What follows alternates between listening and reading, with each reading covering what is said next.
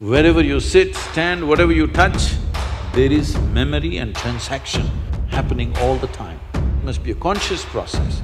If it's a compulsive process, then you will pay the price for it. It is not that this is sin, that is sin. The question is, what is your priority in your life?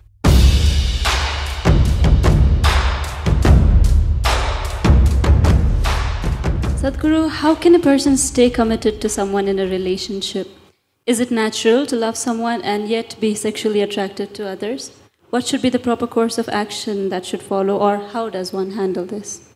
See, there is a psychological integrity, there is emotional integrity, but there is a biological integrity also. Integrity does not mean morality. Integrity means you create a situation where it works best for you. So when we say integrity, suppose I say, there is a certain integrity to my body, this means it's strong and resistant to a whole lot of things, isn't it? It doesn't mean I'm morally stuck in something.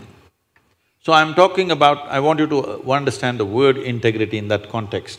We're talking about integrity in terms of strength of this life. So if that is the thing, is it true? Do you remember how your great-great-great-great-great-grandmother 10 generations ago looked like? Do you remember? No. But her nose is sitting on your face. Yes or no? Body remembers, isn't it? Body remembers your forefathers 1,000,000 years ago. Yes or no? So what you're calling as my body is a heap of memory, isn't it so? It is. Memory or no? See, now from Nepal you came to Shillong, you eat a lot of this Meghalaya food, your features won't change because your body remembers what is your genetics, no matter what. Or you start eating, let's say, cow's food or dog's food, your body will not get confused and become a dog or a cow because there is evolutionary memory in this. Do what you want, it never gets confused, isn't it? You start thinking I'm a dog and start barking like one, still the body won't change. Yes or no? Mentally you can, but body has such a deep-rooted memory. So this entire body, what you have, is essentially a certain integrity of memory. If that loses that memory integrity, then you will see it will become vulnerable to so many things.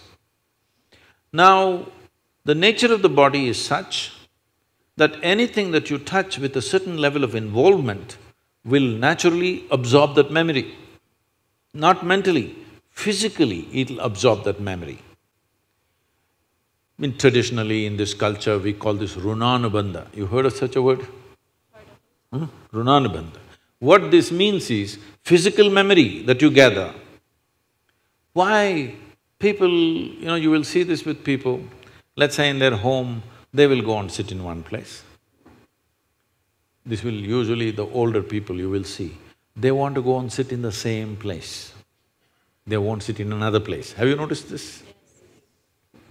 Even your dog, he comes, if he wants to sit here, he'll smell this, he'll smell that, he'll smell that, he'll smell that. And after much searching, he will settle down in that particular place. Next time you chase him somewhere, he comes, he goes and sits in the same place. Because there is memory. Today there is forensic equipment where you're sitting here right now, you went away. After 2, 3, 8 hours, if they come, not with a dog can easily do it. But with forensic equipment, we come here and just check this chair and we know it was you who was sitting here, not somebody else. So there is memory.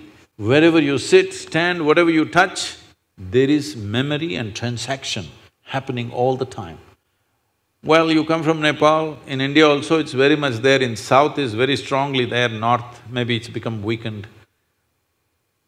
People never give salt to another person. Do you know this? Here also? If somebody gives you salt, you say, please keep it there. Because there are certain materials which transmit memory much better than others. Salt, sesame seeds, lemons, like this if you give traditional people, they'll say, keep it there, I will take it. because they don't want to develop Runanubandha with you. Now, in India, if you see older generation of people, if you try to shake their hands, they'll do like this, because they don't want to get Runanubandha with you. Because the idea is to keep the integrity of your body's memory in such a way that it doesn't become vulnerable to other things, that you become a very integrated life. If you want to nurture yourself to be a certain possibility, then you have to maintain the memory integrity. This is what Runanubandha means. You keep your physical memory to the minimal. A sexual interaction is something where a huge amount of memory is taken from one to the other. So, always, not in this society, everywhere else, forever people saw the advantage of keeping that memory to the minimal. If you make that memory very complex, you will see to be at ease will become very difficult after some time. There will be pleasure, but there will be no joy in your life. You can observe people, don't go by what I'm saying. You can observe people, they will have pleasure, they will giggle all the time, but you look at them, there is no joy in them, there's no ease. Because the ease will go away with excessive memory. This is not only with sexuality, there are many other things that you do like this. Right now you see this very much in the Western societies. Wherever I go, especially in America, people will come, Sadhguru, where is my hug? I say, it must be with you. Why is it with me? It is not like at a certain moment when you feel close to somebody, you hug them. It's like all the time you have to touch people. Because today's psychiatrists are analyzing these things and saying that is because they have not been sufficiently touched by their mothers and parents at an early age. When they grow up, they're desperately longing to touch somebody all the time. All these things have a serious impact on one's life. How much physical contact when the child is born, this will determine how much physical contact they will long for later on. And the memory of what an infant picks up from the mother at that time, because till a child becomes 4.5 years of age, in many ways, energy-wise, it's not a separate life, it's still attached to the mother's body. Actually, if by nature if people go till then, they must be drinking the mother's milk and connected up to 4.5 years, that's how naturally it was.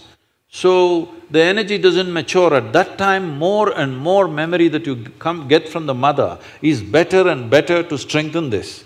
But once the child begins to move out and becomes an individual, life is organizing itself. People come to me and say, Sadhguru, can you bless my daughter, can you bless my son? First thing I ask is, how old? If they say 15, 16, 18, all right. If they're over 21, I say no. Because me blessing you, blessing will not go to your child. You may still think emotionally that's my child, but as far as life is concerned, it's become fully separate. Generally, the course of life is considered to be approximately 84 years or 1008 cycles of the moon. The cycles of the moon and our body is very directly connected. Only because our mother's bodies were in sync with the cycles of the moon, we are born, otherwise we wouldn't be born, isn't it? Hello? So, a full life is considered 1008 cycles of the moon, which will approximately considered as 83 to 84 years. So if one crosses 84, it's considered a full life. In this, the first quarter is the only time when it is connected to parentage. After that, the child must move, because energy-wise, you cannot connect those two lives anymore. So that is when the longing, if you have not created enough integrity within yourself, the longing for another body multiplies. Even though the hormonal phase may be higher between 15 to 20, the longing to bind and bond with somebody increases after 21 years of age, because unknowingly you're like a satellite who fell off the main mother. You come off the motherboard. Now you want to attach to something unless you find some integrity. This is why between 12 and 18, one must do lot of sadhana to strengthen the body so that You don't desperately bind yourself to something or somebody. You must consciously, if you wish to take a partner, it must be a conscious process. If it's a compulsive process, then you will pay the price for it. This is not a question of morality. It is not that this is sin, that is sin. The question is, what is your priority in your life? If your priority is to make this life rise to a higher possibility, then you must be conscious. If you want to somehow live and go, it's okay.